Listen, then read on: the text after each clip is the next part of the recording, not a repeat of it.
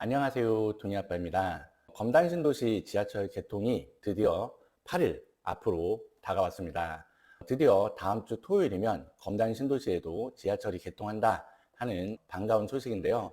아무래도 동희아빠가 부동산을 운영하고 있다 보니까 요즘 지하철 개통을 앞두고 검단신도시 현재 부동산 분위기 그리고 앞으로의 전망에 대해서 궁금해하시는 분들의 문의를 많이 받고 있는 그런 요즘입니다. 그래서 오늘은 여러분들이 궁금해하시는 바로 그 내용, 검단신도시 현재 부동산 분위기와 지하철 개통 후 검단신도시 부동산 전망에 대해 동희아빠가 한번 말씀드려보는 시간을 가져보려고 합니다. 과연 검단신도시 지하철 개통 후에 우리 집은 얼마만큼 더 오를 수 있을지, 또 지금 검단신도시 아파트를 매수하면 얼마만큼의 시세 차익을 노려볼 수 있을지, 검단신도시 아파트 매도 타이밍을 고민하고 계신 분들, 그리고 검단신도시 아파트 매수에 관심 있으신 분들이라면 오늘 영상 끝까지 시청해 주시길 바라겠고요. 오늘 영상과 관련해서도 궁금하신 점이나 의견 있으신 분들은 댓글을 통해 남겨주시면 동희아빠가 성심을 다해 소통드리겠다 하는 말씀도 함께 드리겠습니다. 그럼 오늘 영상도 시작하기 전에 한 가지, 동희아빠가 운영하고 있는 카카오톡 단체 오픈 톡방이 있습니다. 현재 800분이 넘는 분들이 들어오셔서 함께 소통을 하고 계신데요. 검단신도시와 관련한 정보들, 그리고 각종 부동산 정보, 검단신도시 시세, 그리고 검단신도시의 현재 급매물 등과 관련된 정보들도 함께 공유를 드리고 있습니다. 검단신도시 주민분들이나 검단신도시 입주를 앞두고 계신 분들, 그리고 검단신도시와 부동산에 관심이 있으신 분들이라면 누구나 참여하실 수 있으니까 함께 들어오셔서 소통하셨으면 좋겠다 하는 말씀 드려보겠고요. 참여 방법은 카카오톡 오픈톡방 검단신도시 부동산 정보방 바이 동희아빠 검색하시거나 이번 영상 고정 댓글에 참여 링크 남겨드릴 테니까 참고하셔서 입장하실 수 있다 하는 말씀도 함께 드려보면서 오늘 영상도 본격적으로 시작해 보도록 하겠습니다. 정권이 바뀌면서 앞으로 부동산 시장 어떤 영향이 있을지, 집값이 오를지 떨어질지, 또 집을 지금 사야 될지 말아야 될지 많은 분들의 관심이 뜨거운 것이 사실입니다. 우리가 과거부터 경험한 바에 따르면 진보 진영이 정권을 잡으면 집값이 오른다는데 집을 지금 사야 되나 이런 고민들 많이 하시고 계시죠. 사실 최근 들어 동희아빠도 이런 질문을 정말 많이 받고는 있는데 과연 이번 정권 부동산 가격을 안정시킬 수 있을지, 아님 과거 진보 정부들처럼 집값이 폭등을 하게 될지 동희아빠도 그 결과가 사뭇 궁금하기는 합니다. 그럼 오늘 말씀 본격적으로 드리기 전에 영상 하나 잠깐 보여드릴게요. 저 그래도 서울 살라고 3천만 원 들고 왔습니다. 3천만 원으로 TV에서만 보던 멋진 집 사가 서울 생활하겠습니다. 수라가 충격받지 말고 잘 들어. 뭡니까? 3천만 원이면 그 집은 계속 TV로 봐야 된다. 아니 서울 집이 무슨 달나라도 아니고 저는 꿈도 못 꾼단 말입니까? 보지 마라. 서울 집값을 풍자했던 예전 한 개그 프로그램에서 나왔던 장면을 잠깐 같이 보셨는데요. 서울 사는 거 꿈도 꾸지 마라 하는 마지막 얘기가 왠지 서글프기까지도 합니다. 사실 우리가 부동산 시장 하면 서울을 빼놓고 말씀드리기가 어렵겠죠. 결국 검단신도시도 서울의 배후 도시이다 보니 서울의 주택가격에 직접적인 그런 영향을 받을 수밖에 없는데 요즘 서울 주택가격 상승세가 심상치가 않습니다. 기사 잠깐 보시면요. 2025년 6월 18일 조선일보 기사고요.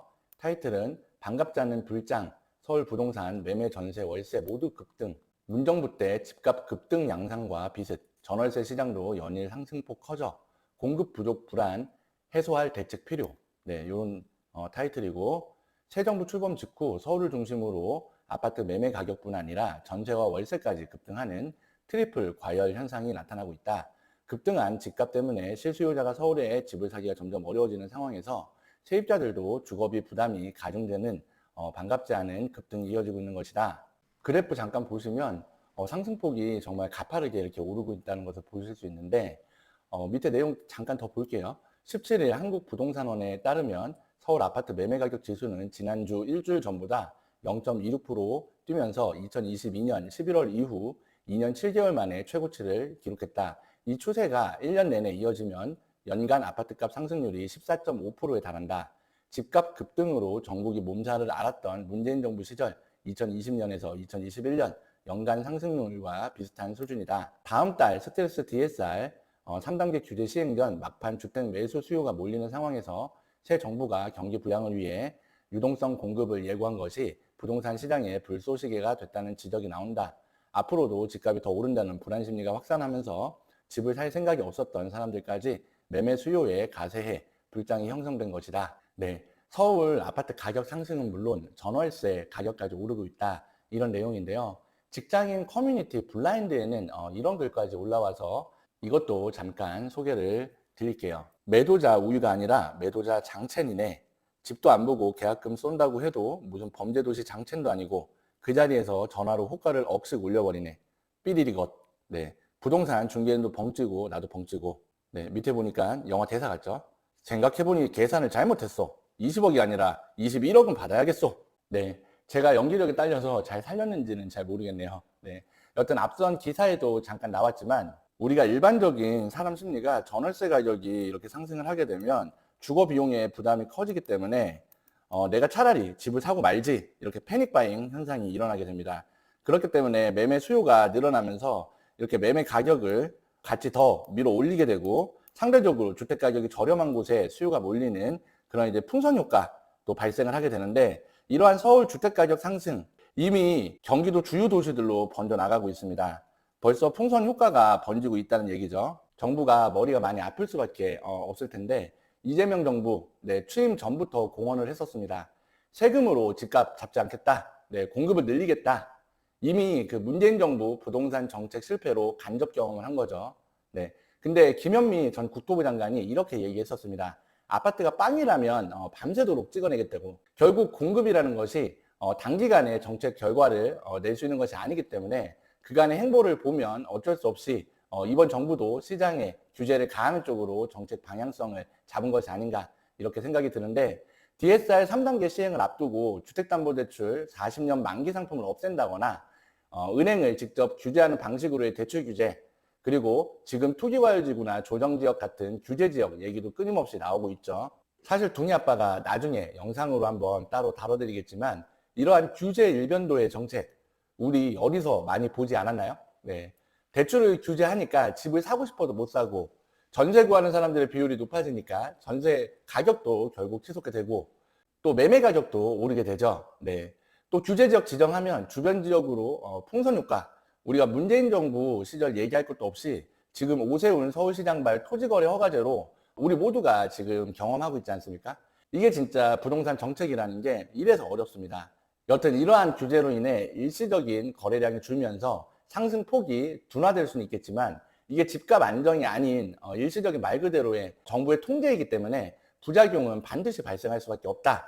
네, 정부의 대처를 조금 더 지켜봐야 되겠지만 둥이 아빠가 말씀드렸던 문재인 정부 폭등장 이상의 상승장이 조만간 시작될 수도 있다 하는 말씀도 조심스럽게 드려보겠고요. 그럼 여러분들이 진짜로 궁금해하시는 검단신도시, 우리 검단신도시의 분위기는 어떠냐? 실제 대선 직전인 5월부터 매수 문의량도 늘어나고 거래량도 꾸준히 늘어나고 있습니다. 다만 서울 주택가격 상승으로 인한 풍선 효과이다? 이렇게 말씀드리기엔 조금은 성급할 것 같고요. 검단신도시 거래에는 몇 가지 특징들이 있어요. 지도 잠깐 보시면서 설명드릴 건데 이게 검단신도시죠. 우리가 28일 개통하는 지하철 역사가 여기, 그 다음에 여기, 그 다음에 여기 이렇게 세 군데 들어오게 되는데 이쪽이 가장 먼저 개발이 이루어진 1단계 쪽입니다. 그리고 지금 입주를 시작하고 있는 3단계가 이쪽이고요. 그래서 3단계 쪽을 먼저 말씀드리면 우리가 보통 입주장에 분양권 거래들이 이루어지는데 검단신도시는 참고로 분양권 상한제 공공택지이기 때문에 모든 아파트가 전매 제한 3년으로 묶여 있습니다. 그래서 이 전매 제한이 풀린 여기 신검단중앙역 초역세권 단지인 제일풍경채 1차 그리고 힐스테이트 웰카운티 이쪽은 현재 분양권 거래가 이미 완료가 되었고요.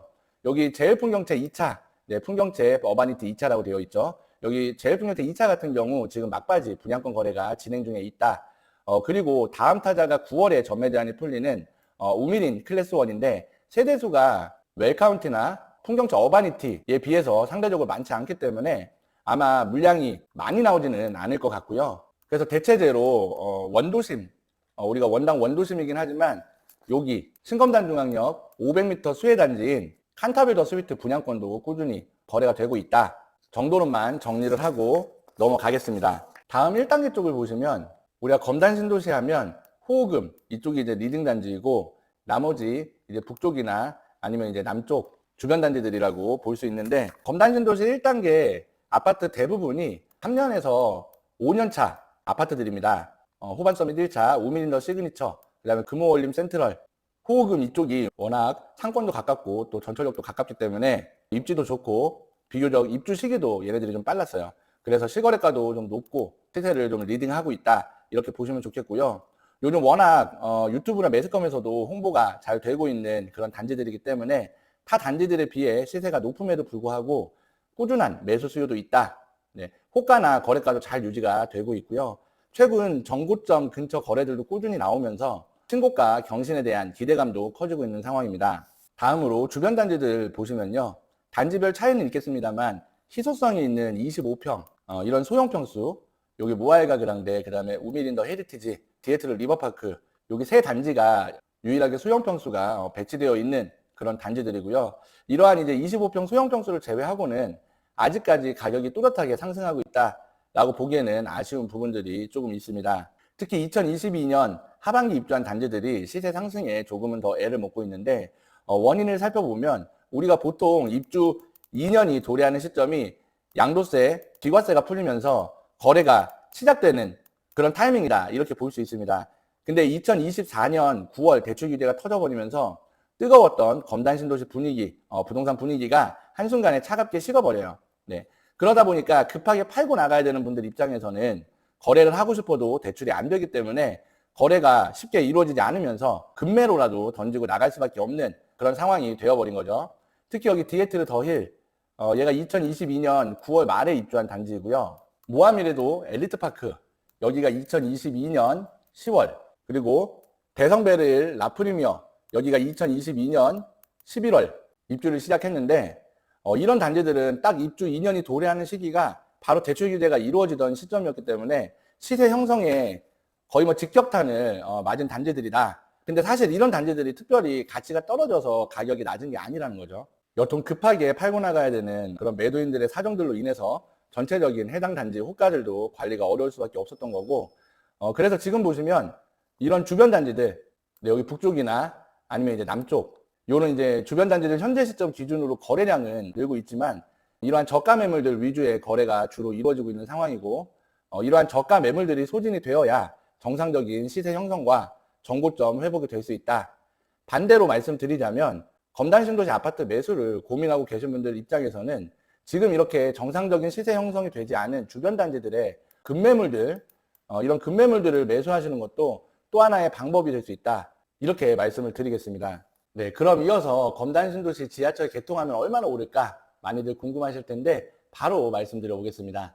검단 신도시 인천 지하철 1호선 개통, 이거 이미 가격에 다 선반영된 거 아니야? 네, 서울 직결철도도 아니고 꼴랑 인천 지하철 하나 가지고 무슨 집값이 오르냐, 이렇게 말씀하시는 분들도 계실 텐데 둥이 아빠가 봤을 때 반은 맞고 반은 또 틀리다, 네, 이렇게 말씀드리겠습니다. 지하철 개통 어느 도시를 가나 정말 큰 호재인데, 그러다 보니 지하철 개통을 앞두고 시세에 일부 선반영된 부분이 없지는 않다, 이렇게 봅니다. 하지만 모두 선반영이 아니라 일부 선반영입니다.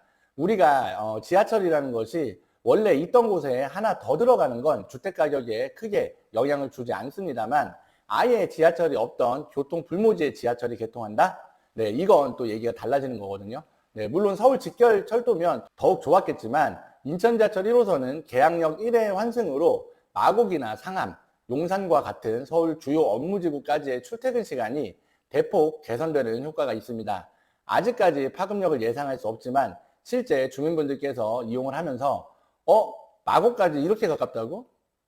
상암까지 30분도 안 걸리네? 네, 이런 피드백들이 소문이 나기 시작하면 검단 신도시 지하철 개통에 따른 추가적인 상승 여력, 네, 충분하다, 이렇게 말씀을 드리겠고요. 우리 다음 주 발표 예상되고 있는 서부권 광역급행철도 예타 결과, 그리고 5호선 예타 발표, 아직 큰 거 한 발 남았다가 아니라 두 발, 세 발 남았죠. 네, 여기다가 9호선 공항철도 직결이나 아니면 이제 홍대선 우리 계양역으로 연장되게 된다라면 이것도 큰 호재라고 볼 수 있는데, 이런 호재들과 함께 아까 말씀드렸듯이 부동산 시장 분위기가 상승장에 돌입을 하게 된다면 검단 신도시 10억? 네, 현실화 가능성이 문제가 아니라 얼마나 빨리 달성을 하느냐, 그런 이제 시간 문제다, 이렇게 말씀을 드리겠습니다. 오늘은 둥이 아빠가 검단 신도시 지하철 개통을 앞두고 현재 부동산 분위기와 개통 후 검단신도시 부동산 전망이라는 주제로 말씀을 한번 드리고 있는데요. 이번 주 검단신도시 신고가 소식도 함께 보고 오겠습니다. 우미린 더 시그니처 6월 4일 날 계약이 됐고요. 74제곱미터 6억 9,700 신고가입니다. 검단신도시 디에트르 리버파크 84제곱미터고 6억 3,800 역시 신고가입니다. 이어서 호반 서밋 프라임뷰 72타입 5억 5,500 신고가고요. 모알가 그랑데 59A 타입입니다. 5억 7천 신고가입니다. 네, 신고가 나온 단지 입주민 여러분 다시 한번 축하드린다는 말씀 드리겠고요. 다음 영상에서는 더 많은 검단신도시 아파트 단지들의 신고가 소식도 함께 전해드릴 수 있기를 동희아빠도 함께 바라보겠습니다. 오늘은 동희아빠가 지하철 개통을 앞둔 검단신도시 현재 부동산 분위기와 특징들 그리고 지하철 개통 후 검단신도시 부동산 시장 전망이라는 주제로 말씀을 드려봤는데요. 검단신도시 각 단지별 저가 매물들 빠르게 물량 소진이 되고 있습니다. 검단신도시 아파트 매수 고민 중이시라면 지금 타이밍에 급하게 팔고 나가야 되는 급매물 선점하셔라 추천드리겠고요. 검단신도시 아파트 매수 문의는 위에 번호 나가고 있습니다. 검단 동희아빠 부동산 위 번호로 연락 주시면 감사하겠습니다. 네, 오늘도 동희아빠가 영상 열심히 한번 만들어 봤는데요. 오늘 영상도 많은 분들께 유익한 영상이었길 바라보겠고요. 오늘 영상도 도움이 되셨거나 마음에 드셨다면 구독, 좋아요, 댓글과 알림 설정까지 함께 부탁을 드리겠습니다. 오늘도 긴 영상 시청해 주셔서 감사합니다.